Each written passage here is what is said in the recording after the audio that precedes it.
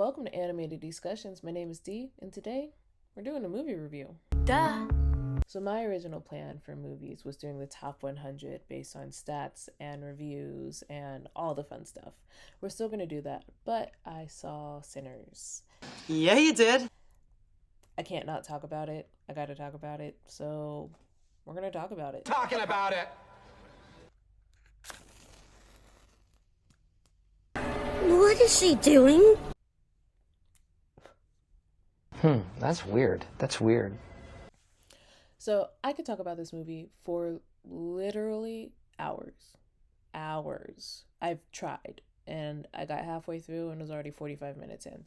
So I'm just going to pick the parts that spoke to me the most, and we'll talk about those. And then if you guys want a second episode of this, hit me up, let me know, because your girl's got notes. Write that down! One of the things that I really want to talk about is the confrontation that Sammy and his father have in the beginning. You see them talking, and it cuts to Sammy and then cuts to his dad, then cuts to Sammy and cuts to his dad. And every time it's on Sammy, it's bright, the sun is shining, you can see it peek up through the windows, the walls are white, and it's beautiful. What a beautiful day. And then when it cuts to his father, who's in his safe space, the sanctuary, it is gray, and his father's face has very sharp lines across, and he almost looks demented a little bit. His face looks almost not human, to the point where when I first saw it, I thought maybe his father was a vampire. But rewatching it, I've seen this 3 times. Damn. I think it's more along the lines of his father is kind of operating in fear and is just doing his best to protect Sammy, but he's not living his full self. And that's just really interesting to watch and see, and it's fascinating to me. It's one of the first things that I noticed in the movie that really grabbed my eye and caught my attention. And wait, sorry, just a second. 5 minutes later. Oh, sorry. Okay. Let's get back to it. Did you just wink at? Another shot that I really like is the camera grain. There's a scene right after Smoke and Stack pick up Sammy, and Sammy's sitting in the back right in between Smoke and Stack, and he's framed by Smoke and Stack, and it's a dead-on shot. And right before that shot and right after that shot, the camera's very, very clear. But when it's right on Sammy, it's very grainy, and the lighting is very soft, the colors are very soft, and it feels very dreamlike, nostalgic. And Sammy's talking about how he heard there's no Jim Crow up in Chicago. And I think part of it is it's Sammy's point of view of the day of like, this is becoming the best day ever. And also the idea of there's a place without Jim Crow sounds amazing.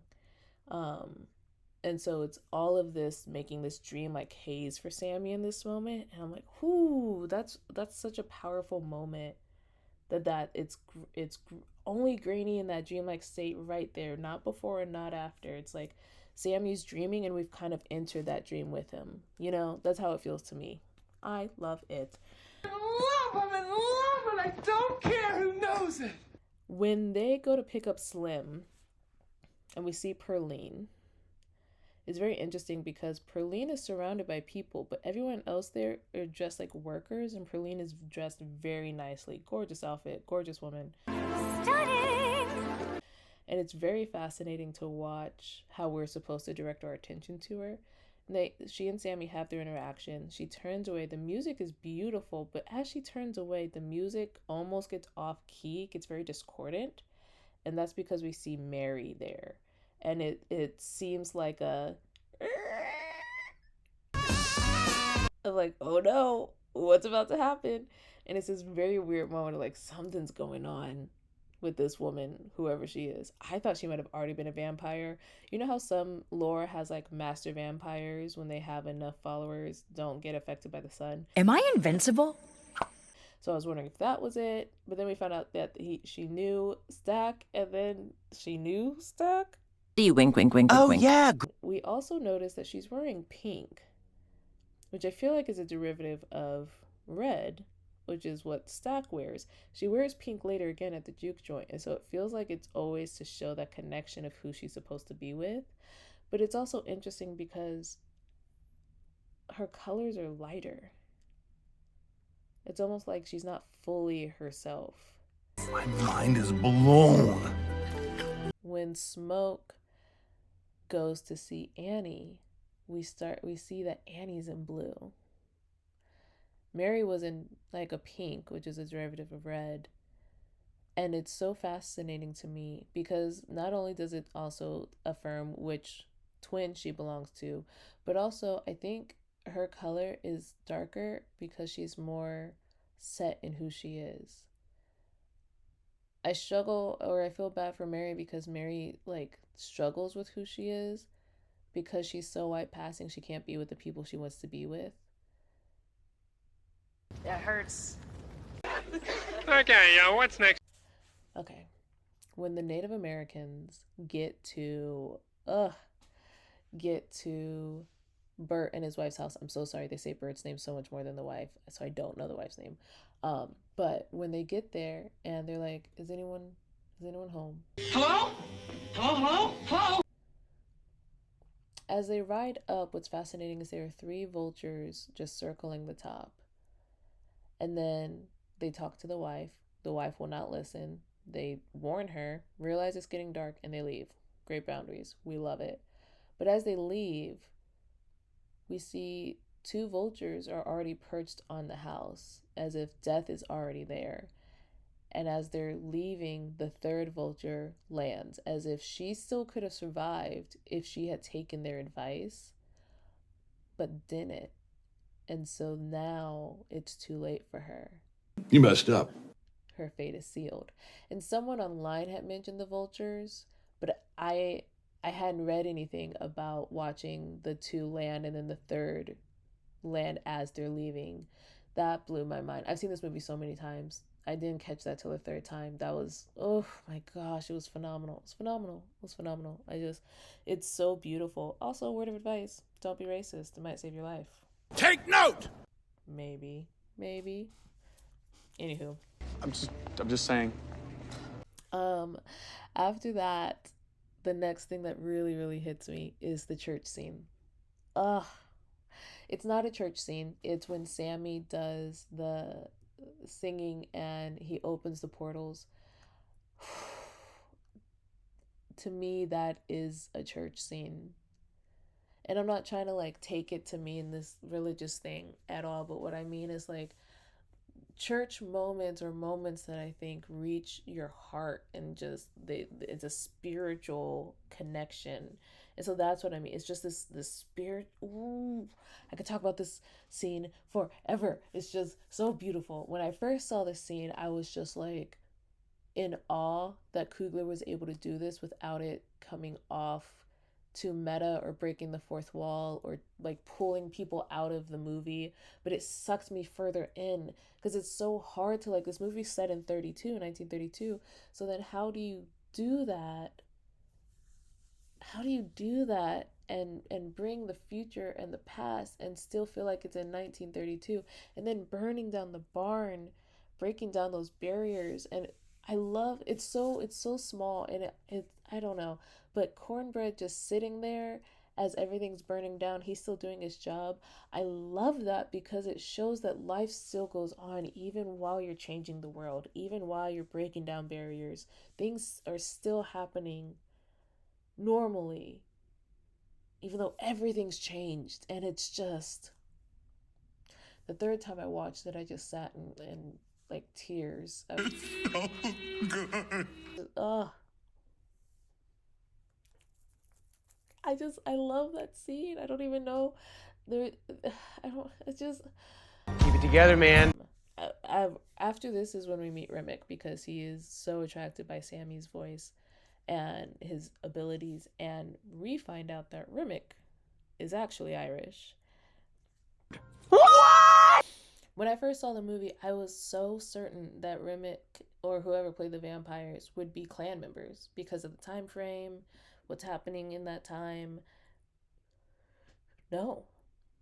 No, he's another oppressed people group. And that is blows my mind. It blows my mind because it is an extreme of freedom, an extreme of trying to get away. And that's the thing Remick preaches the whole time, is like, we can be free. We can all live together in harmony. We can be free. You sit on a throne of lies. But then later on, when Remick talks to Sammy, he says, I can't leave. I'm trapped here, but you can open a portal so I can see my people. I knew it! That is a moment where it's like, you already know what you're selling is a bunch of hogwash. Gorge. But you're speaking to the heart of people who are oppressed as another oppressed person. And that is so dangerous. It's wildly dangerous. It's just insane to me how well that's done. Remick being Irish was... It's brilliant, brilliant, brilliant, I tell you. They do a dance scene with Remick. First of all, Remick, phenomenal dancer. I love Riverdance. I did a little bit of it when I was a kid. What? You what? It's beautiful. It's very technical. It's stunning. He's a phenomenal dancer. I think it's beautiful. Here's the problem with that scene. It showcases the lie to me. Sammy's able to burn down barriers. He's able to open portals. He's able to bring generations and cultures and everything together because you see Grace and Bo, you see Chinese dancers surrounding them. So it's not just for one race. It's for everyone. Sammy's able to bring everyone together. And then you see Remick do his song and dance, and they're surrounding him and they're singing the song, but Remick is ultimately alone dancing that scene. They're surrounding him, but they don't actually know that song. He's just singing it, making them sing it out loud in their heads. Simon Says. And he does not have a connection with any of those people. He's still alone. And that blows my mind that there's no connection. So after all that, the lie he's trying to tell Sammy is that we will all be together. They're not together. Remick's the only one really dancing there. And it's devastating to watch. I feel like you see how isolated and alone and cold Remick is in that moment alone. It just, the comparison is wild. Insane! So we're going to fast forward a bit to where Sammy's running. He's trying to make it to sunrise, and Remick is right behind him, and you know. And in the water, Sammy starts to pray the Lord's Prayer, and Remick prays it with him. And he's like, those words still bring me comfort. She's speechless. Oh. Can you imagine trying to fight a demon with words that you've taught your whole life would protect you, and then he sings along? And a whole chorus comes behind and sings with him. Terrifying. But then he grabs his guitar and hits Remick. And the silver from the guitar is enough to hurt Remick, which gives him enough time to have Smoke come stab him in the heart. Die, die, die, die, die.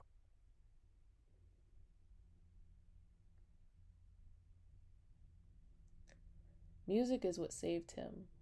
But music is also what brought all of this.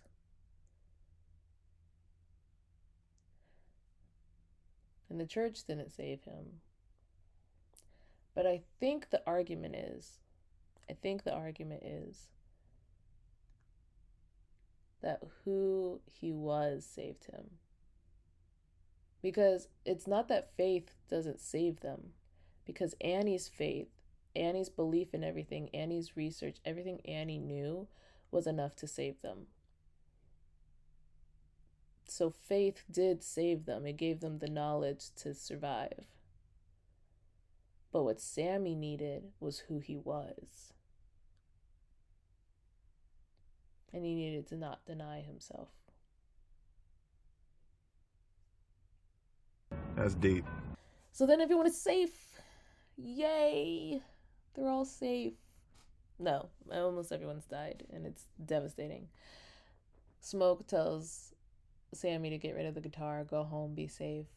and that he has some stuff to take care of. And then he obliterates. Say hello to my little friend! Obliterates the clan. Except for the Grand Dragon. He just walks with him for a bit. He's like, You gotta smoke. and he sits and he smokes after the dragon gives him one. And all of a sudden, you hear a baby cry.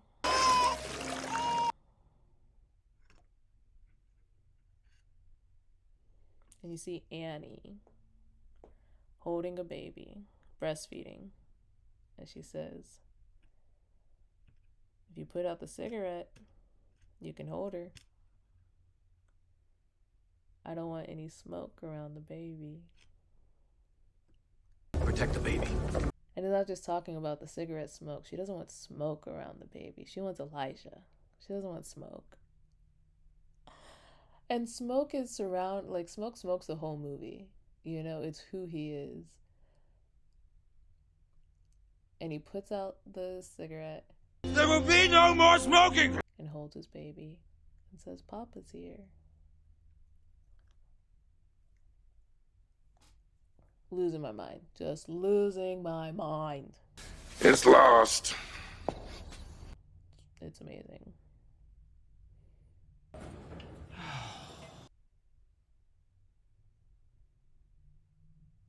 So then we go back to where we began. Right back to the beginning. Sammy goes home. Decisions. The first time I saw this scene, I sobbed because he clutches the guitar and then we see Perline's band. And I cried and I cried and I cried and I felt so bad for my friend because they had to wait for me to stop crying. But I couldn't stop crying because this moment of he saw the worst his gift could bring. He saw the carnage his gift could bring, and he chose music anyway, and he didn't choose fear.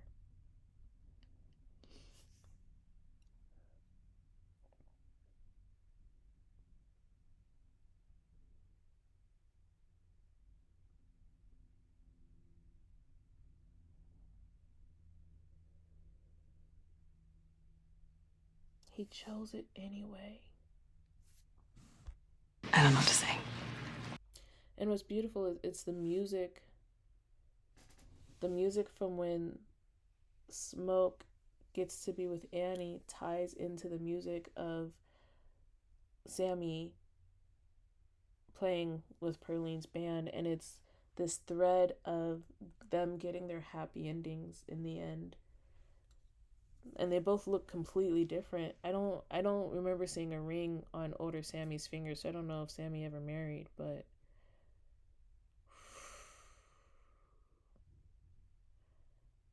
both getting their happy endings in very, very different ways. It's just, it breaks my heart in a very good way. By the time this part happened in the movie, I was like, I don't think I can watch this movie again. Nope. It hurts. It's so painful and it's amazing, but there's so much to unpack. And then the first after credit scene comes. And you realize Mary and Stack are both still very much alive. How? How?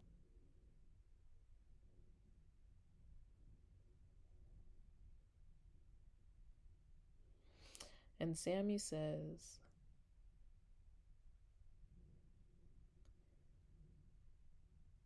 I wake up once a week in a cold sweat, but before sunset, that was the best night of my life. Best day of my life. Was it that way for you? And Stack says, no doubt about it. It's the last day I got to see my brother. It's the last day I got to see the sunset. Or see the sun. And for just a few hours, we were free.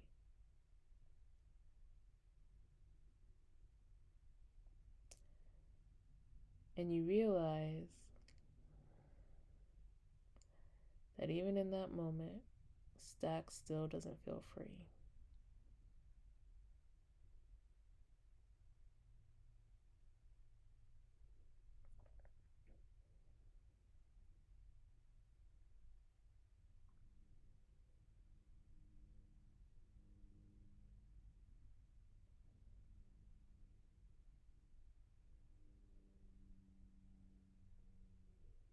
And then the last shot we see is Sammy, Smoke, and Stack driving away in the car.